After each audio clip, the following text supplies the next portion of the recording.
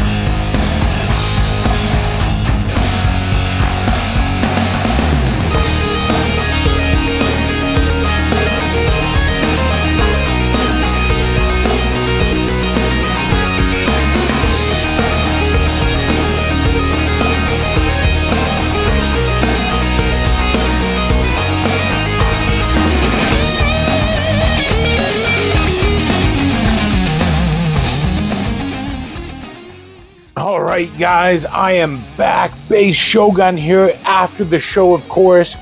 And you know what? This was a pretty good show. It was a bit weird for me because I had to work. Well, I was supposed to work like right when the show started, but obviously my bosses let me come in, you know, as soon as I was done the show. So I was there for like 30 minutes, stuck to my plan, spend low, see what I could get. And it was tough. You know, I walked away from a few things. There was a guy from a local, semi-local group, and he offered me like a smoking deal. It was like 450 Canadian for a Solar Shogun Titanus and a G2 Combiner Wars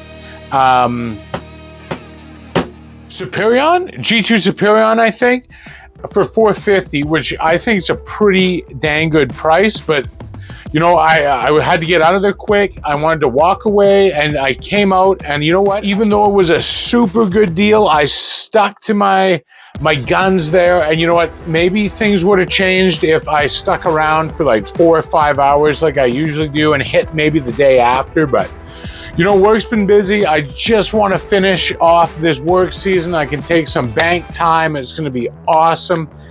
So yeah, anyway, I stuck to my goals, get in, get out, buy some stuff. Let's keep it under 100. Let's see what we can get.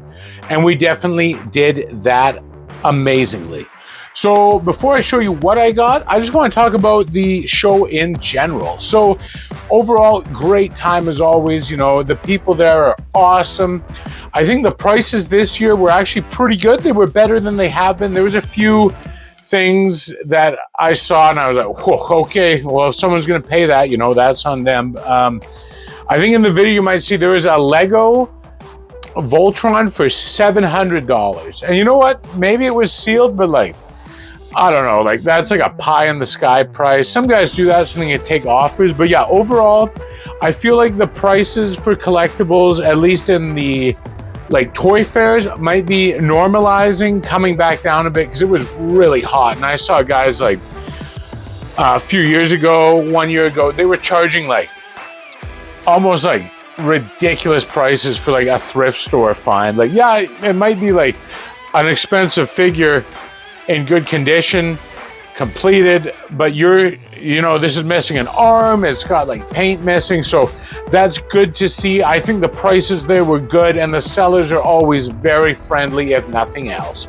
All right, guys, that's enough of that. Let's get into the video, and I'm gonna show you what I got for $35.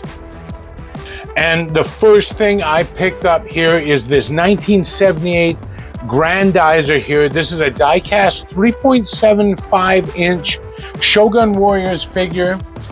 You can see from Japan there, and the fact that he stands on his own is actually a really good sign. These things, you know, you can have one and the paint's good, but the legs are just so loose. So for 15 bucks, oh yeah, I'll put this in my collection. I'm getting actually really close to having all the 3.75-inch Shogun Warriors, at least some of the more common ones.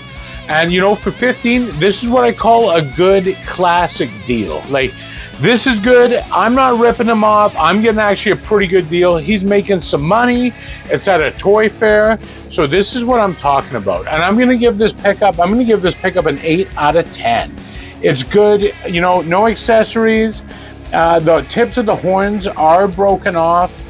But you know what? You can barely tell from a distance, and it's going to look wonderful in my Shogun Warrior collection. All right, guys, let's take a look at the next item I got. And you know, we're sticking with kind of small but good so far. And this is, I believe this is the Marvel Universe Rhino here. It almost reminds me of the short-lived 3.75 Marvel Legends line there. I guess that's still technically going on. It's just a little bit different and a lot less detailed there. But yeah, $5, like that is awesome. I have a Juggernaut from this line, and I think this is going to scale amazingly with him. And just, you know, check out the detail. Like, if this was scaled up, like the amount of like paint, maybe my eyes are a bit janky, but like overall, this is like almost better detailed than like a full release Marvel Legends figure. So for $5, I love Rhino. He's actually a pretty tricky Marvel Legend action figure to get unless you want to go kind of way back to like really weird Toy Biz scales. So this, and again, I think this is a really good price, and it's fair, you know, and this is what toy conventions should be all about. Good, honest, fair prices, and you know what? I love this. All right, on to the last thing. So far, we're at 15, 20. One more item. Let's see what makes it $35 spent. And last but not least, we have this, I think, awesome Ultraman figure. If you can see, there's a little scale with like a regular size laptop there. He's about, you know, 15, 16 inches, I'd say, between 14 and 16 at least. That puts him in definitely junior Machinder scale if I ever wanted to display him.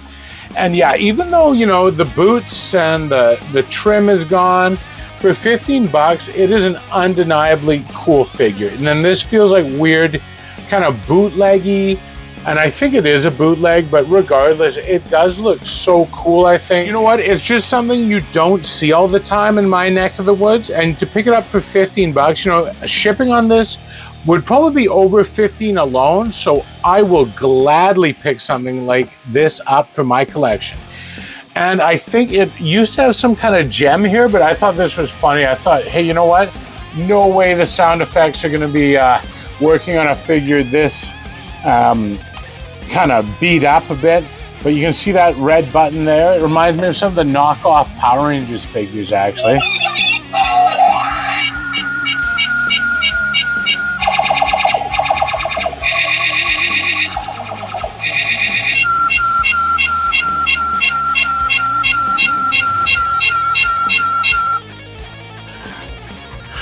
And you know, as you can see and as you can imagine, this would absolutely annoy the living daylights out of your sister, your mother, anyone around when you're pushing this button. And like, I almost want to take the batteries out right now. Like, it's that annoying, but it's also cool. You know what I mean?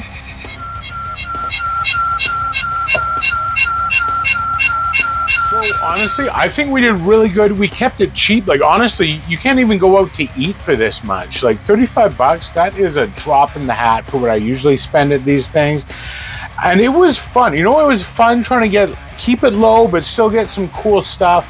And, you know, all of these, I think I scored really well on. Of course, let me know in the comments if you think I overpaid or if I bought some junk.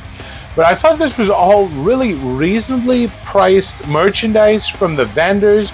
And as for usual, the Ultimate Hobby and Toy Fair is for a great charity cause, and Cherry Bomb Toys always knocks it out of the building. You know, B, he is a great guy, one of the best merchants I know, friendly guy. And yeah, so it's just amazing. And you know what? Next time, if you're ever out in this neck of the woods, check it out. If you're around, you know, October, I think November it usually is. It's a good time had by all. So Having said that, thank you so much, guys, for being with me here today for my reporting on the 2023 October Ultimate Hobby and Toy Fair. I had a great time. So, guys, until next time, remember, don't let anyone or anything ever stop you from collecting.